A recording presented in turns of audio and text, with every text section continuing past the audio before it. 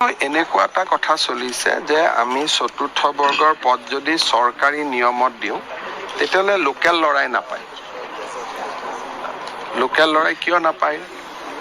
পৰীক্ষা দিব লাগে। গতিকে তাকে লৈ গাঁও চহৰবিলাকত স্থানীয় ল'ৰাবিলাকে আপত্তি কৰে।